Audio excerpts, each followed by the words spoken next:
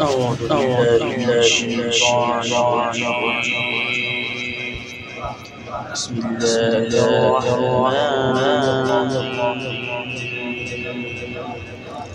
إذا زلزلت الأرض زلزالها وأخرجت الأرض أثقالها وقال الإنسان ما لها يومئذ تحدث أخبارها بأن ربك أوحى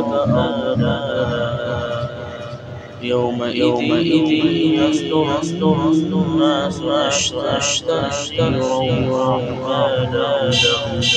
فمن يعمل مثقال ذرة خيرا يره ومن يعمل مثقال ذرة شرا